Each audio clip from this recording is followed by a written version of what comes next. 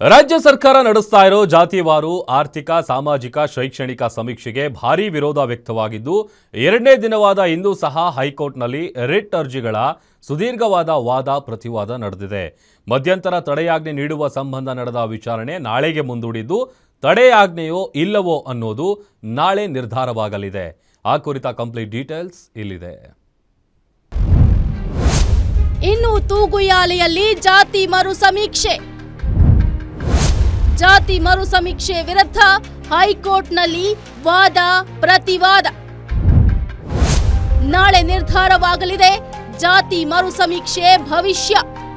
ರಾಜ್ಯದಲ್ಲಿ ಭಾರಿ ಚರ್ಚೆಗೆ ಗ್ರಾಸವಾಗಿರೋ ಜಾತಿವಾರು ಆರ್ಥಿಕ ಸಾಮಾಜಿಕ ಶೈಕ್ಷಣಿಕ ಸಮೀಕ್ಷೆಯನ್ನು ವಿರೋಧಿಸಿ ಸಮೀಕ್ಷೆಗೆ ತಡೆಯಾಜ್ಞೆ ನೀಡಬೇಕೆಂದು ಹಲವು ಜಾತಿ ಸಂಘಗಳು ಹೈಕೋರ್ಟ್ನಲ್ಲಿ ರಿಟ್ ಅರ್ಜಿ ಸಲ್ಲಿಸಿದ್ರು. ನಿನ್ನೆ ಕೆಲಕಾಲ ವಿಚಾರಣೆ ನಡೆಸಿ ವಿಚಾರಣೆ ಮುಂದೂಡಿದಂತಹ ಹೈಕೋರ್ಟ್ ಇಂದು ಕೂಡ ವಿಚಾರಣೆ ಕೈಗೆತ್ತಿಕೊಂಡಿತ್ತು. ಅರ್ಜಿದಾರರ ಪರ ವಕೀಲರು ಹಾಗೂ ಸರ್ಕಾರ ಪರ ವಕೀಲರ ಸುದೀರ್ಘವಾದ ವಾದ ಪ್ರತಿವಾದ ನಡೆಯಿತು.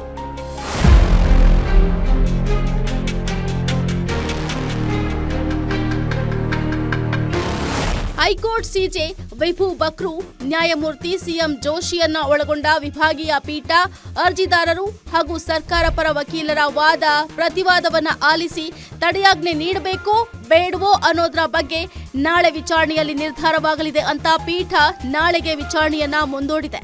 ಹಾಗಾದ್ರೆ ಇಂದು ನಡೆದ ವಾದ ಪ್ರತಿವಾದ ಹೇಗಿತ್ತು ಅನ್ನೋದನ್ನ ನೋಡುವುದಾದ್ರೆ, ಅರ್ಜಿದಾರರ ಪರ ಅಶೋಕ್ ಹಾರನಹಳ್ಳಿ ವಾದ. ಕೇಂದ್ರ ಸರ್ಕಾರ 2027 ಮಾರ್ಚ್ನಿಂದ ಜನಗಣತಿ ನಡೆಸಲಿದೆ. ಜನಗಣತಿಯ ವೇಳೆ ಜಾತಿ ಗಣತಿ ನಡೆಸಲು ನಿರ್ಧರಿಸಿದೆ. ಆದರೆ ರಾಜ್ಯ ಸರ್ಕಾರದ ಗಣತಿ ಬಗ್ಗೆ ಅನುಮಾನಗಳಿವೆ. 2015ರಲ್ಲಿ ರಾಜ್ಯ ಸರ್ಕಾರ ನಡೆಸಿದ್ದ ಸರ್ವೆ ಪ್ರಶ್ನೆ ಮಾಡಲಾಗಿತ್ತು. 2024ರಲ್ಲಿ ಸಲ್ಲಿಸಿದ್ದ ಸರ್ವೆ ವರದಿ ಸ್ಥಿತಿ ಏನಾಗಿದೆ ಗೊತ್ತಿಲ್ಲ.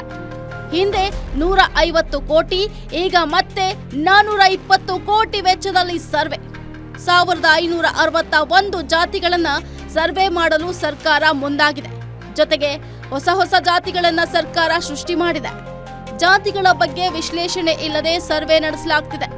ಸಂವಿಧಾನ ಪ್ರಕಾರ ಕೇಂದ್ರದ ಪಟ್ಟಿಯಲ್ಲಿ ಜನಗಣತಿ ಬರುತ್ತೆ. ಮಾಹಿತಿಯ ಖಾಸಗಿತನದ ಹಕ್ಕನ್ನ ಸುಪ್ರೀಂ ಕೋರ್ಟ್ ಗುರುತಿಸಿದೆ. ಡಿಜಿಟಲ್ ಮಾಹಿತಿ ಸೋರಿಕೆಯಾಗುವ ಸಾಧ್ಯತೆ ಇದೆ. ಕೆಎಸ್ ಪುಟ್ಟಸ್ವಾಮಿ ಕೇಸ್ ತೀರ್ಪು ಉಲ್ಲೇಖಿಸಿ ಅಶೋಕ್ ಹಾರನಹಳ್ಳಿ ವಾದ. ಸರ್ಕಾರದ ಪರ ಸಿಂಘ್ವಿ ವಾದ. ಇದು ಜಾತಿ ಗಣತಿ ಅಲ್ಲ, ಸಾಮಾಜಿಕ ಆರ್ಥಿಕ ಸಮೀಕ್ಷೆ. ಸಂಸ್ಕೃತ ಪದ ಸಮೀಕ್ಷಾ ಅಂದ್ರೆ ಸೆನ್ಸಸ್ ಅಲ್ಲ, ಸರ್ವೆ. ತಪ್ಪು ಪದ ಬಳಕೆ ಮಾಡಿ ಹಾದಿ ತಪ್ಪಿಸುತ್ತಿದ್ದಾರೆ ಅಂತ ವಾದ. ಸರ್ಕಾರದ ನೀತಿ ನಿರೂಪಣೆಗೆ ಪೂರಕವಾಗಿ ಸರ್ವೆ ನಡೆಸಲಾಗುತ್ತೆ. ಸಾಮಾಜಿಕ ಕಲ್ಯಾಣ ಕಾರ್ಯಗಳಿಗೆ ಪೂರಕವಾಗಿ ಸರ್ವೆ ನಡೆಯುತ್ತೆ. ಅಂಕಿ ಅಂಶ ಸಂಗ್ರಹಿಸಿ ಸರ್ಕಾರ ಯೋಜನೆಗಳನ್ನ ರೂಪಿಸುತ್ತೆ. ಇಂತಹ ಸಂದರ್ಭದಲ್ಲಿ ತಡೆಯಾಜ್ಞೆ ನೀಡಿದ್ರೆ ದೂರಗಾಮಿ ಪರಿಣಾಮ ಬೀರುತ್ತೆ. ಅಂಕಿ ಅಂಶ ಸಂಗ್ರಹಿಸುವುದು ಅಷ್ಟೇ ಸರ್ವೆ ಉದ್ದೇಶವಾಗಿದೆ. ಸರ್ವೆ ತಡೆಯಾಜ್ಞೆ ನೀಡದಂತೆ ಮನವಿ ಮಾಡಿದ್ರು. ಈ ವೇಳೆ ಮಧ್ಯಪ್ರವೇಶಿಸಿದ ನ್ಯಾಯಾಧೀಶರು ರಾಜ್ಯ ಸರ್ಕಾರಕ್ಕೆ ಸರ್ವೆ ಅಧಿಕಾರವಿದೆಯೇ ಎಂಬ ಪ್ರಶ್ನೆ ಇದೆ ಅಂದ್ರು. ಅದಕ್ಕೆ ಕೆಲವೊಂದು ತೀರ್ಪುಗಳನ್ನ ಉಲ್ಲೇಖಿಸಿ ಅಭಿಷೇಕ್ ಮನು ಸಿಂಘ್ವಿ ವಾದವನ್ನ ಮಂಡಿಸಿದ್ರು. ವಾದ ಪ್ರತಿವಾದ ಆಲಿಸಿದ ಬಳಿಕ ನಾಳೆಗೆ ವಿಚಾರಣೆಯನ್ನ ಮುಂದೂಡಲಾಯಿತು. ಹೀಗಾಗಿ ನಾಳೆ ಜಾತಿವಾರು ಸಮೀಕ್ಷೆಗೆ ತಡೆಯಾಜ್ಞೆ ನೀಡಬೇಕೋ ಬೇಡವೋ ಅನ್ನೋದು ನಿರ್ಧಾರವಾಗಲಿದೆ. SK Manjunath, crime bureau, guarantee news.